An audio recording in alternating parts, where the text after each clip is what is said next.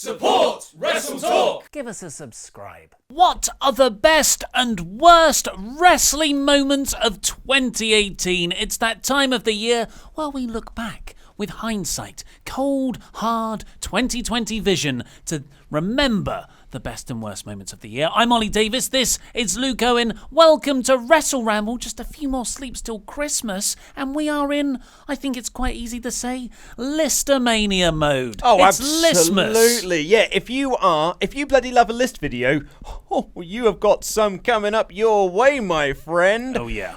We've got list out the wazoo. We've got all heel turns ranked coming. We've got NXT roster call-ups. Yep. What else we got? People who have been released. People who should quit. Yes. Rumours. 10 best wrestling matches of the year.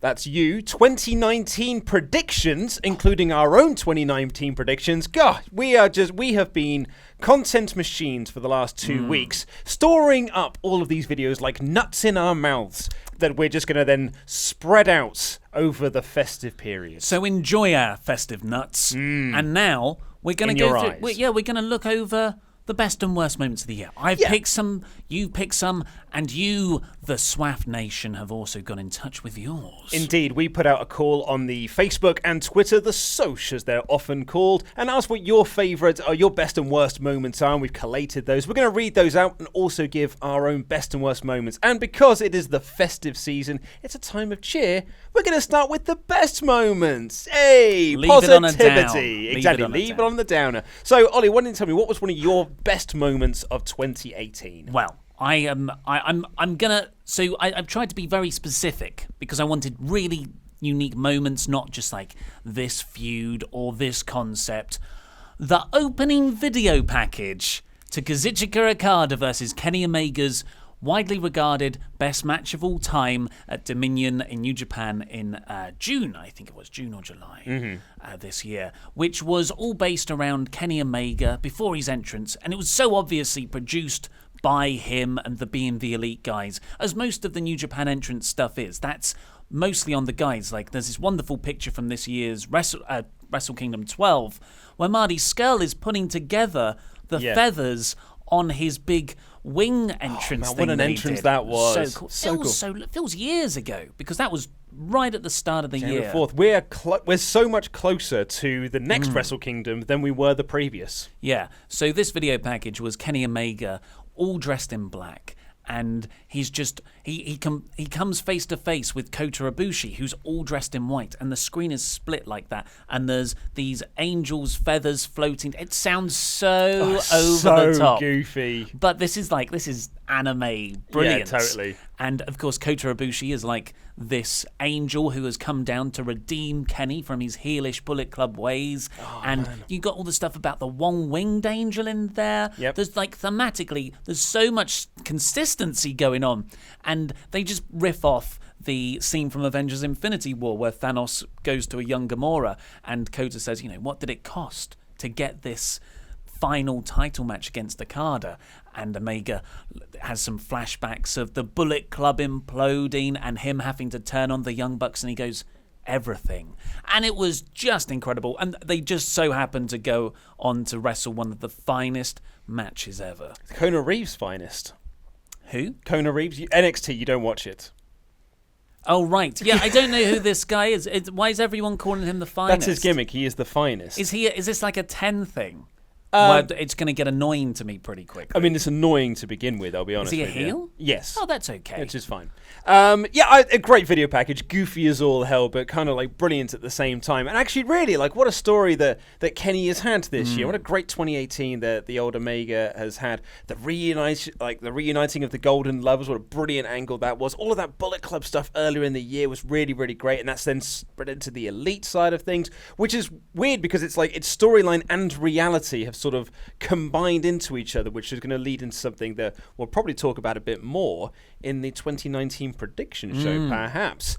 For me, one of my favourite moments of 2018 is just as a whole, the Gargano Ciampa story in NXT. Just for me, NXT this year has been all about Ciampa and Gargano and that story. It started at TakeOver Philadelphia in January, where Ciampa returned and attacked Gargano after his what might be the best NXT match of the year against Andrade Almas, and then that spread in through to New Orleans, then to Chicago, then to Brooklyn 4, and then to War Games, splitting off into its own sort of separate thing where Ciampa's doing something over here and Gargano's doing something over here, but Gargano being this brilliant, beautiful babyface at the start of the year, then slowly morphing into this new Punisher-style character has just been fascinating to watch. It's been such a brilliantly told story. Yeah, the Gargano Black match in particular at War Games too was more of a match with Ciampa via a Aleister Black proxy. Like, Gargano is in a three-way with Aleister Black and the demon of Ciampa that haunts him in his head. Because there's this wonderful bit where he goes to do his own move from DIY, but does Ciampa's part of that move instead. Man, it's so good. It's just like, and you look back on certain parts of this Ciampa Gargano story, like the first round of the Cruiserweight Classic when it looked like Ciampa might turn on him there, to the Brooklyn match that Gargano had with Almas last year, where he lost because the DIY t-shirt was thrown at him, and there's just been all these little wrinkles. Like, even when Ciampa was injured, they were still telling this story. Just like, it's been like 2 years in the making, and this has been like the highlight of this story. In fact, you could almost argue it's been like 3 years in the making, because you had all the DIY stuff as well when they were a tag team. Just, it's been fascinating stuff. I can't wait to see where they take it in 2019. I genuinely think it's the finest piece of wrestling storytelling ever. Yeah. I just, as terms of a whole, goes back to their Cruiserweight Classic, as you said, in 2016, where there's that slight bit of anger from Ciampa. Exactly. This is the Mega Powers imploding, and that great bit where Randy Savage looks up at Elizabeth on Hulk's shoulders, and he's like, what? But he's then that pays off a year later. Yeah. But this is even better than that. The complexity, the characters, the matches. Oh, man. I think it's the best. Yeah, I've decided now. It's the best piece of overall wrestling ever. Great story, trilogy, characters in ring. And a great trilogy of matches. I'm going to go for, just as a moment again, just because it was so cool, Chris Jericho revealing himself as Pentagon in All In. Oh, so cool. Yeah. Because I was away, I was on my honeymoon when All In was on, so I didn't actually get to watch it live for a couple of days. I didn't get to see it until like a few weeks after it aired. So I already knew what had happened on the show, because I'd watched your review from a hotel room and I'd seen other people talk about it online. And yeah, that was still such an awesome moment. Like, even though I knew it was coming and I knew it was going to happen, it was so cool. Like, it was brilliantly done. It's like, I knew he was going to turn up, because that's what he does. That's what Jericho does these days. But the event was so good. All in as a whole was just a terrific show. And I just got into a false sense of security. I didn't see it coming. And even when he hit the code breaker, I was like, but that's Jericho's move. It didn't twig with me. And it was after a fantastic match as well. The Omega Pentagon match is stellar. Yeah, absolutely. It might be the best match of the whole show. Oh, yeah, I think so. And it was such a fun event. Jericho's had quite the 2018, really, hasn't he? He's been all over the show. He's been in New Japan. He's been in WWE. He's been everywhere, really. Yeah, but he's kept himself out of it just the right amount, I think. I completely agree with you. I would also go with, as a whole, Ronda Rousey. I just think, like... You think she's a hole? If I'm ranking holes... I just think what a nice surprise. Because she came in January and everyone was a bit excited. Then she just had sort of these ropey few weeks, like the big point, and then had a ropey few weeks. And it was a bit like, oh no, all this hype, all this build we've been doing, and this is going to be a wet fart of a signing. And then that WrestleMania match, when she teamed with Kurt Angle against Triple H and Stephanie McMahon, and it was, as I say in a future video that will be going up at some point, it is sports entertainment to perfection. It is a wonderful wrestling match, and it's just, I think she's been great all year. I've enjoyed, I'd say, 85% of her promos. And I've loved 100% of her matches. I think pay-per-view matches, sure. Like, she over-delivers and then some in pay-per-view matches. I wouldn't say all her matches I've liked on TV. I think some of them have been quite sloppy. But this is the best. I'm not going to be negative here. That was usual negativity creeping in. Ronda Rousey's been My usual negative. It's been a great surprise. It really has been. But let's hear from you, the Swaff Nation, see what you think. And I've got. Can I just run through a few more? Absolutely, of course you can. Just because we can't get out of here without saying Becky Lynch Oh. on Raw. Well, I was gonna say, after the invasion with the bloody nose. I was going to come back to a couple of ours as well. So, and absolutely, we cannot end off this episode without talking about that. Well, can I have one that I'm pretty sure won't be in any of the fan shout-outs? Yeah. And that is being introduced to Speedball Mike Bailey at a Rev Pro show. Not introduced personally, but just watching the guy wrestle a couple of months ago. And I was drunk. You were drunk. He did this insane spinning kick after an entire match of spinning kicks and backflip double knees off the top rope to the apron and stuff. It's just fantastic. Absolutely, yeah. And if I'm going to give a quick shout out as well, like Impact, Slammiversary, and Bound for Glory, but 2 fantastic shows, and Progress Hello Wembley. It was so awesome to be not like I can't say a part of that show because we weren't wrestling on it or backstage or anything, but it was so cool being in the audience for that. At Liam the Shebang he left a GIF or like a video of a moment where Elias didn't want to sing a song for Maurice. That was one of his favorite moments. At Walu to go, who we know as Dan, Adam Cole super kicking Ricochet in midair at Takeover. I think Brooklyn. that was new. Oh yeah, it was Brooklyn. No, it was Chicago too, wasn't it? No, it was Brooklyn because I wasn't here for it. Okay, yeah, that's one of the most spectacular spots of the year. Yeah. But is it more spectacular than Ospreay doing a somersault off of the Will Ibushi Ospreay. Hurricane Rana, which is actually a Ricochet spot? Yeah. That he's done that with Ibushi, but I think the more recent one was better performed. Will Ospreay, my boy. At Tryhard Podcast says Kenny Omega finally capturing the IWGP Heavyweight Championship. That one comes up quite a couple of times. I think the video package was better than the match. At Shocktimus says Titus World Slide from the Greatest Royal Rumble. Yeah. That's a worthy inclusion. Yeah. It's one of the most spectacular botches I've ever seen. Yep. And you can show that to anyone and they will laugh because slapstick just transcends all niches. Never not funny. At Lucas Pollin 86 says the North American title being introduced and won in an awesome fashion.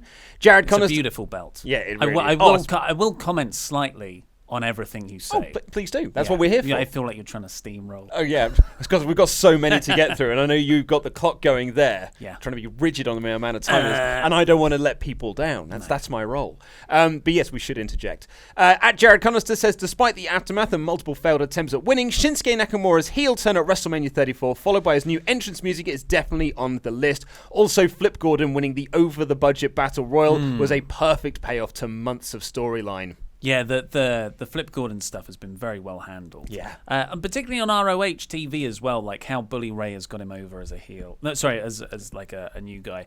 But I put that in my top moments.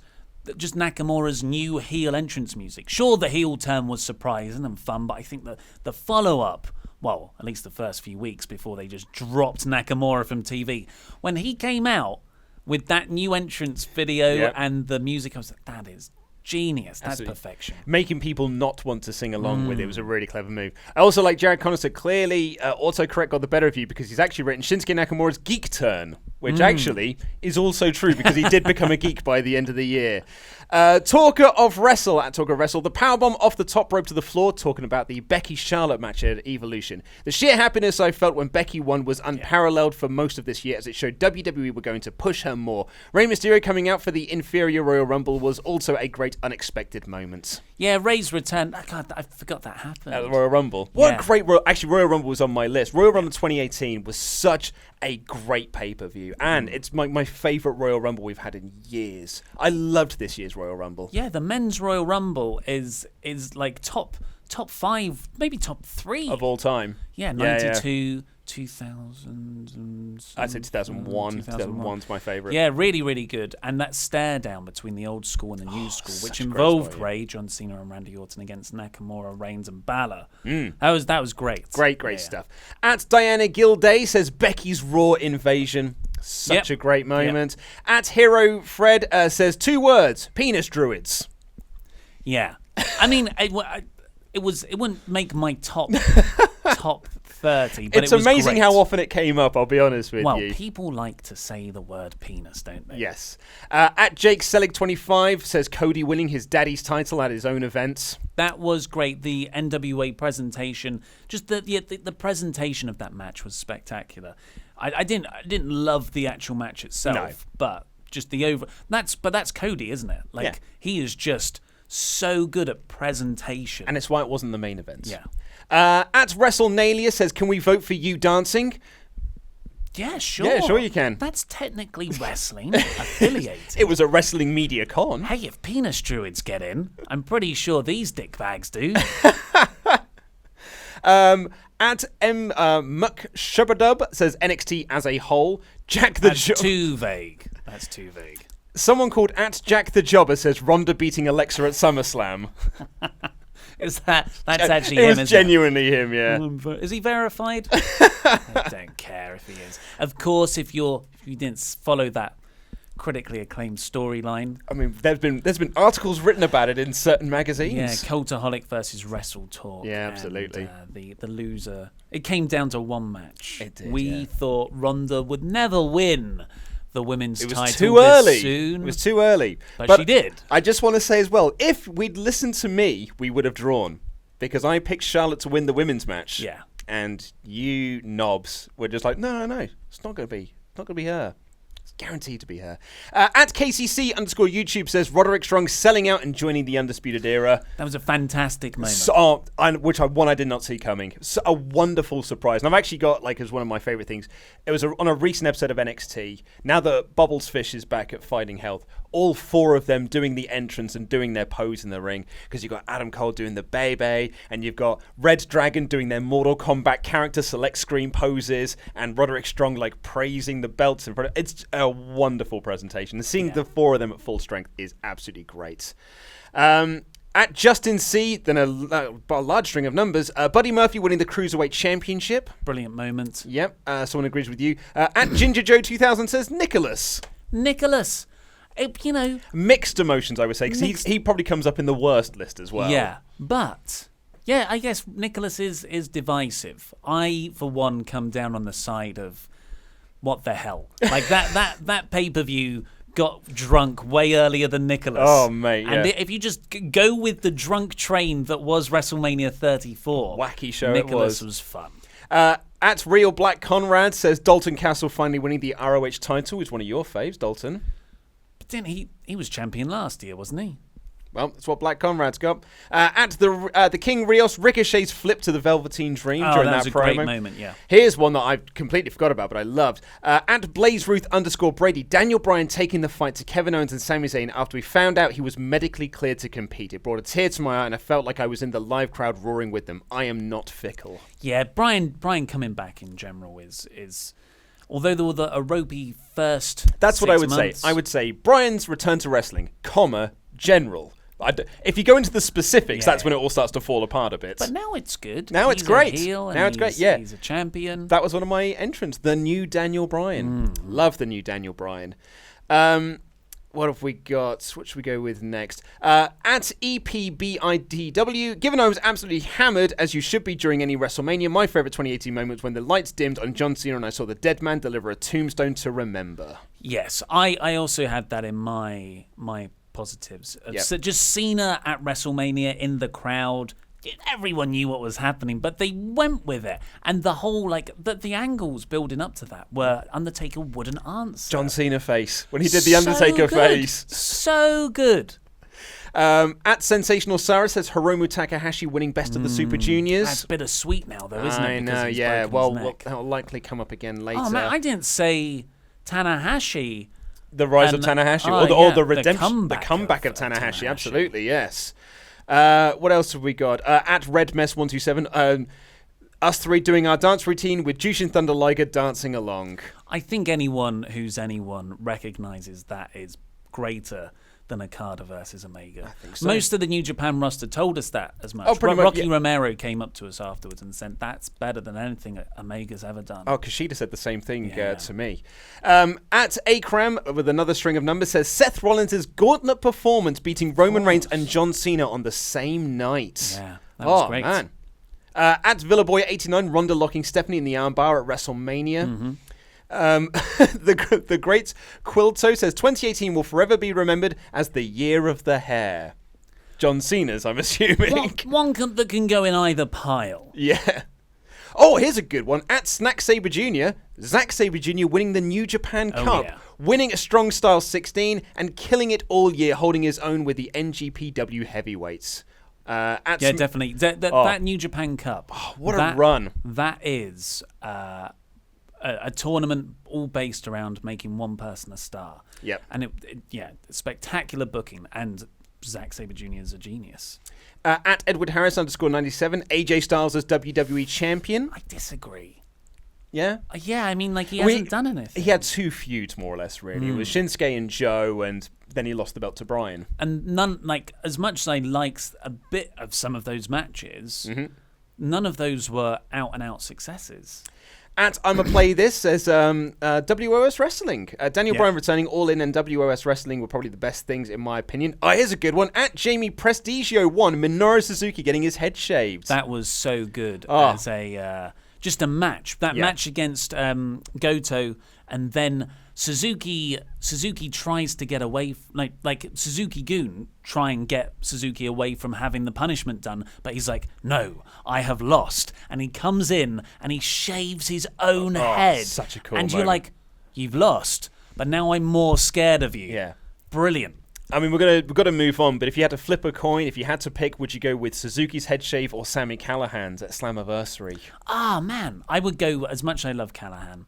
And that should have been, that's another I positive. really wish that had been brought up more, actually, because that match, actually, Callahan-Pentagon Jr. was so good. But just Sami Callihan and OVE in general. Yeah. Hell of a year. Got to give a shout out to Sami for stapling the WrestleTalk magazine to Jimmy Havoc.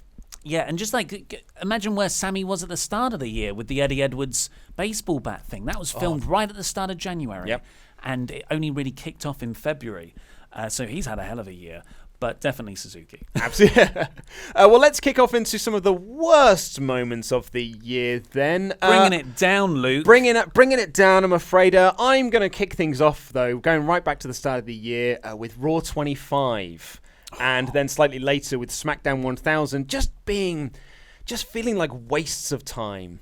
Raw 25 was a bad show. I felt really bad for the people that were in the Manhattan Center being given a real duff deal. Terrible idea. Terrible idea. And you had the Revival being completely buried on the show. Mm-hmm. It was just wall-to-wall awfulness. And SmackDown 1000, while it was a slightly better show than Raw 25, the most thing they pushed the most on that show was Evolution reuniting, and they weren't even a SmackDown act. So it failed as a nostalgia show. Yeah, and that was only a last-minute thing because they weren't going to have Batista there. So I really didn't get on with either of those shows. I like SmackDown 1000 just because of the Batista Triple H stare down, which was in my most positive moments, actually. Great moment, but I thought it was a missed opportunity. I'm going to kick off with the serious one. I think we can talk about all these things, but the real worst moment by quite a long way is a real-life thing, and that is the Saudi Arabia stuff. Crown Jewel and Greatest Royal Rumble. Yeah. Just the Greatest Royal Rumble one, from not having Sami Zayn wrestle because of his Syrian descent, for not having women appear on the show because of draconian laws in that country, because of the show itself, which was all a PR spin, and the really awkward Iran deal where they ran the ad. There's so much wrong with that show. And then you're like, okay, well, it's happening now. They're getting loads of money, whatever. And they somehow make it more controversial for Crown Jewel when Jamal Khashoggi was, murdered by the Saudi Arabian government in the Turkish consulate a few weeks out, and loads of companies pulled out of running stuff in Saudi Arabia and deals. High-level politicians got involved. Not WWE. No. They stormed ahead. They paired it back a bit with the promotion, but they didn't have someone cutting a promo that essentially, John Cena's promo at Greatest Royal Rumble is sickening, when he just came out and was just like, I've had such a wonderful time here. I've been given the best treatment ever. I've had lovely drives. I've stayed in really wonderful hotels. And I'm like, you shill. Yeah. You absolute shill. And then he has the gall to back out of the next one because it's become a mainstream issue. Yeah, exactly. And my morals only apply when it becomes a mainstream thing and more people can, see what I'm Oh, doing. is this going to hurt my Hollywood career? Probably better back out then. Yeah, not a great moment. And actually, equally around that sort of time, Survivor Series 2018 might be my least favourite point of WWE of the whole year, just from a sort of a kayfabe standpoint, taking out the real world stuff. Just awful weeks of TV, a dreadful pay-per-view, and just like stalling everything to build this pointless Raw versus SmackDown nonsense. I hated that period of time. Yeah, after loads of other things. And that, granted, the final 2 matches were very, very good. Excellent. But then awful, like the worst run of Raw for a long time. Like even the dark days of late 2016 when it was just Seth Rollins, Kevin Owens, Sami Zayn, and no, Chris Jericho and Roman Reigns in infinite matches. Like even that was more watchable because you had Jericho and Owens. Yeah. What have you got on your worst? I am gonna go for Bobby Lashley's beautiful sisters That he loves very, very much. Just Lashley comes back. He was going to come back because he left Impact in like January. Mm-hmm. And you obviously didn't have any ideas for him because he just did Braun Strowman hot tags for a month. And then they're like, he's not getting over. How can we get him over? And they did. They made him a family man. Yeah. Because that's what you want from a guy who looks like God. Who was walking Armageddon. And he does just an atrocious interview with Renee Young. Yeah. Where he talks about his 3 beautiful sisters, looks into the camera at the end when Renee's trying to wrap things up and just says, sorry, I just want to say one more thing. Says the names of his sisters. I love you. And that was the day that Bobby Lashley's soul died. Well, you can see it dying behind his eyes. Then it led to the awful Sami Zayn segment a couple of weeks later and things like that. On terms of like real life things, I suppose we couldn't go without saying that Roman Reigns' leukemia announcement's got to be, it's probably the most shocking announcement in the history of WWE. Most tragic. Just an awful announcement to be made. I didn't include that in my worst just because it seems like it's too real. Yeah, well, the Saudi Arabian stuff's too real. I'm not saying like it should be in the best or anything. It feels like it's outside of wrestling, and it's something that, like, best and worst, I feel like are things that WWE had control over. Yeah, that's true. But this is just something that is well, they couldn't have done anything to prevent. And funny enough, actually, because you had Cena and Taker at Mania on yours, but I've actually got all of that Cena build for the squash match at Mania. And only because I like it. Well, here's the thing: I loved it at the time, and that's because in my head I'd written a story of just like, and they're going to announce Cena versus Undertaker for next year's WrestleMania, and we're going to do a year-long build, and Cena will be ready for it, and we'll do. That's the story we're going to tell. And so I'd written this better story in my head, and I got excited for that story. Now looking back on it, I'm like, what was it all for? Yeah. What was it all for? It was just for a bit of fun. It was awesome. WrestleMania 34 is insane. And that is just one of the low-level bits of insanity that happened on that show.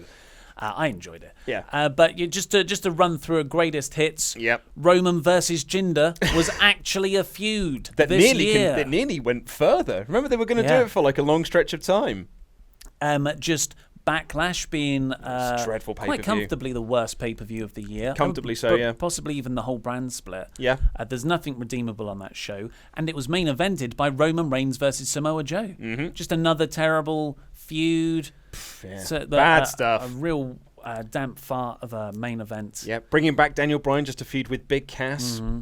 Tamina returning. Tamina just showing up on Raw. Yep. NXT call-ups, General. What a bad year for NXT call-ups. With the exception of Drew, it's been a bad year for NXT call-ups. But you said that's a return rather than... It's a main roster return. Of course, Enzo Amore, that whole scandal blew up this year. That's just rubbish. Like, because I was really behind Enzo, and he just turned out to be a bit of an absolute liability of a human being. Even if he was sort of, proved innocent at the end of the day, he didn't handle the situation particularly well by all accounts.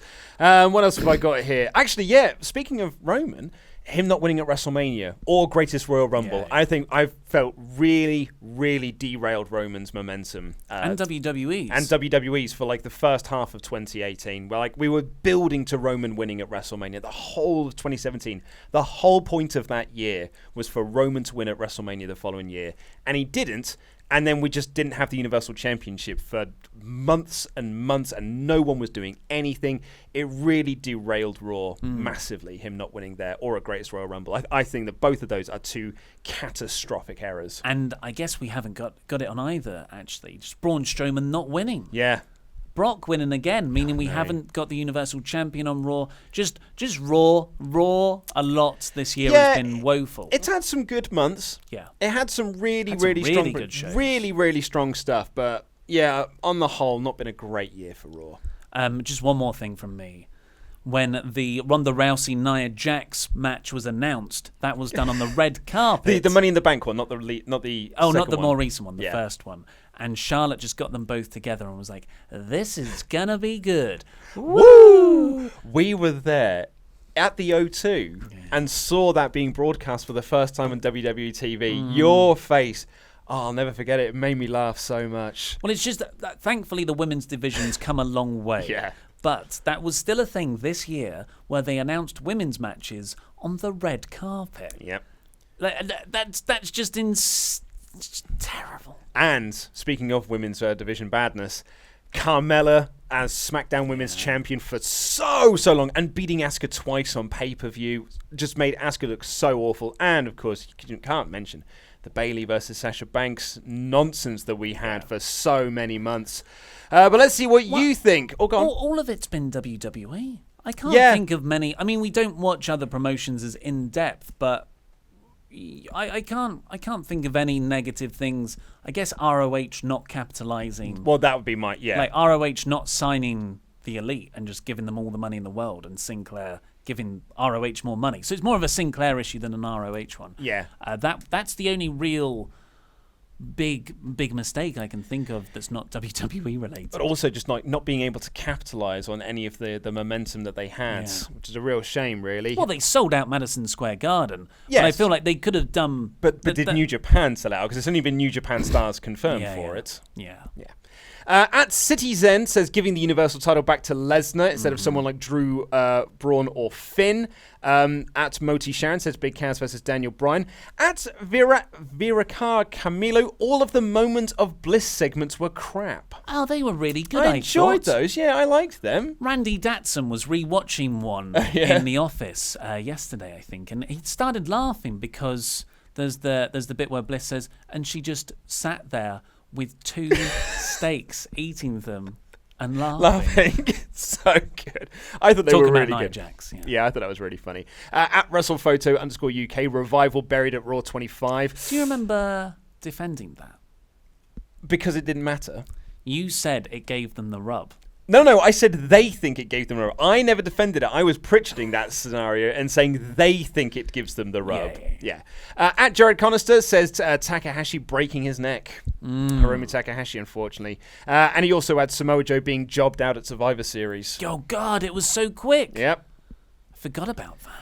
At Diana Gilday, Drake Maverick pissing himself at Survivor Series. Totally. Yep, definitely. At Noisy Noir, Child winning the Raw Tag Team titles. Hey, that was fun. Yeah. What I don't remember here is Cena going over Balor. I'm guessing that was in the Gauntlets? I think this was after Balor had that Iron Man performance in the Royal Rumble. Oh, okay. And then you had Seth Rollins do the Iron Man performance in the Gauntlet match, and then you're like, oh, okay, so the two Iron Men. This is like these two have got momentum, and then Balor was just lost to. Oh no, Kane wasn't around then, was he? No, he came back for. Oh, he was there because he was at. It was great. He was at the Royal Rumble. Kane beat Balor the next night, I think, or was that a different time that Balor got a push? There have been so many pushes that Balor stalled on. I can't remember. Can't keep up with all of them. At Chirella John, I got into wrestling after watching Asuka at WrestleMania 34, and I almost quit after her, quote, match with Carmela at Extreme Rules. Prayers 2019 will be Asuka's year. I mean, she is the champion. I mean, granted, this was, we asked these before she did win the belt. At Will Ball CAFC, the Hell in a Cell that ended in a non-finish. Yeah. Yeah, a lot of people were very unhappy about that. Thumbs down emoji. he's got CAFC. If my Kent upbringing has taught me anything, those letters stand for Cholton Athletic Football Club. That could very well be.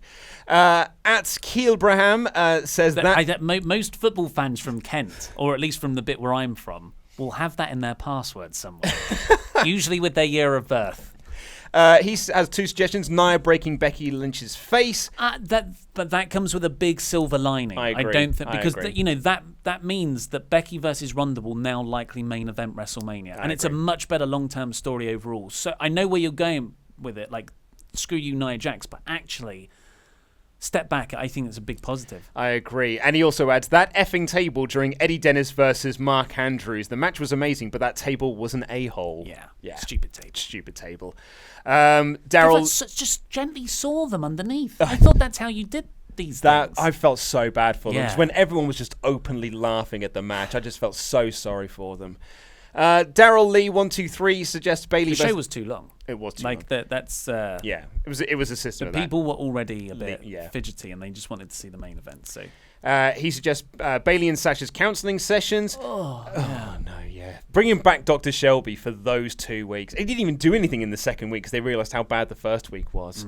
At Top Rope Taylor says the fact that WWE somehow managed to make us not want to see Styles versus Nakamura ever again. Yeah.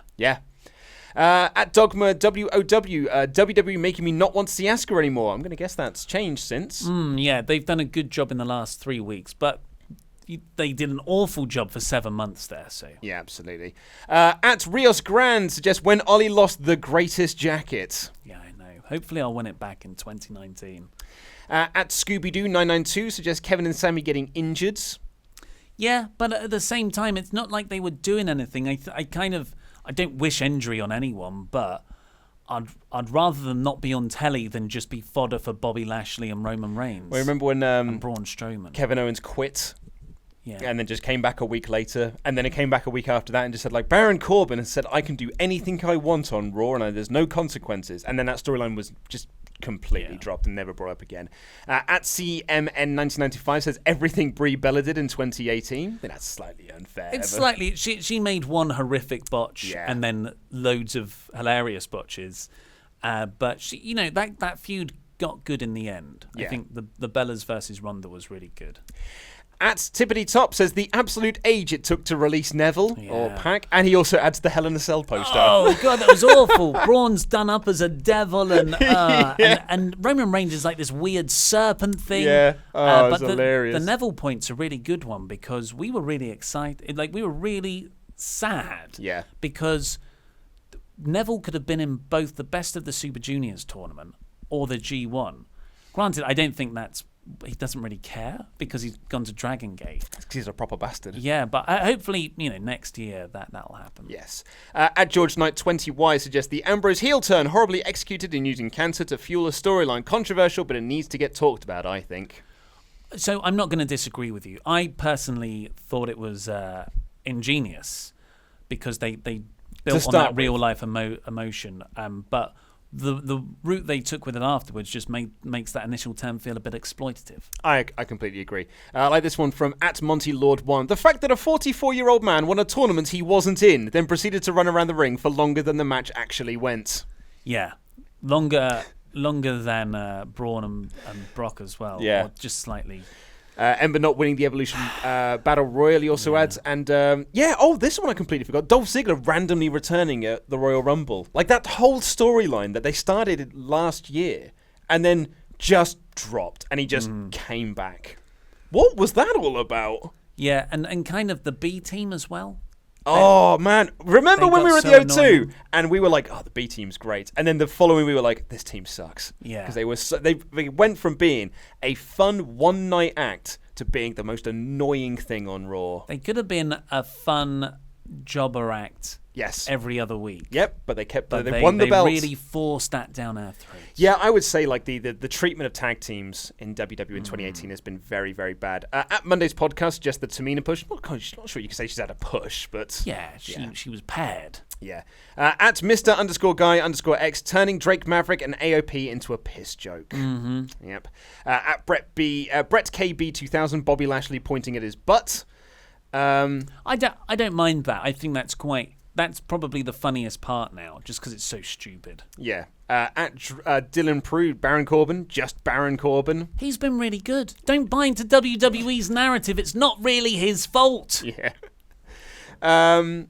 What else have we got here? The Revival getting the rub, Sasha Banks and Bayley's whole year, Hiromu's broken neck, and at Smithers M8 says James Ellsworth in general and those nobodies at Cultaholic winning the prediction. Still miss you, jackets. I feel you, Smithers, miss M8. So those are your suggestions. Sorry we couldn't go through everyone's. We really thank you so much for all of your submission, but we didn't have time to go through every single one. But I'd think it's been some pretty bad stuff, but as I said, it's all WWE related. But what I'd like actually about this year, so we did this show last year in 2018, and probably to the surprise of no one, we got more entries in for the worst moments than we did for the best moments. This year it was the other way around. We got so much more positivity sent to us than we did negativity. So that's a big thumbs up. Yeah, and I think that's because 2018's worst moments have been really bad. Yeah. Like worse than 2017's. So maybe that's why everyone just funneled into those bits. Absolutely. But that's all we've got time for today. Please click the videos that have just appeared on our laps to catch up with the latest WrestleTalk things, and this button right here, which will subscribe you to the podcast version of this show. I've been Ollie Davis, this has been Luke Owen, and that was Rambling.